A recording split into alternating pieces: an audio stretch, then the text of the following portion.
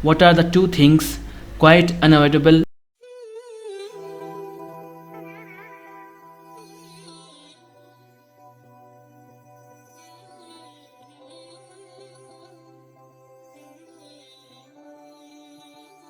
Bismillahirrahmanirrahim. Assalamu alaikum. This is Raza with another episode of Tawheed series English.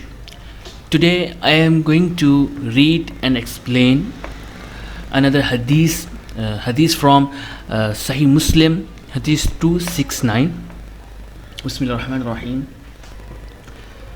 It is narrated on the authority of Jabir that a man came to Apostle of Allah Almighty and said, Messenger of Allah, what are the two things quite unavoidable?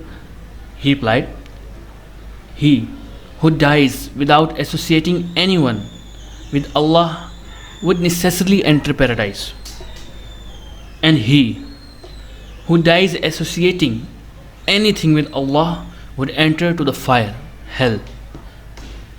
In this hadith, Allah's Apostle said that it's impossible to get rid of hell if someone dies as mushrik, because Allah Almighty loves to be worshipped alone, and obviously He wants those people who hold the rope of Allah tightly and join none in His worship.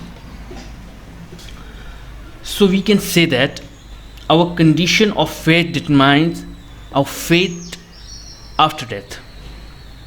As discussed in previous video, that Allah Almighty can forgive every sin except joining someone in Allah's Almighty's worship. May Allah help us to understand and practice true Islam. Ameen.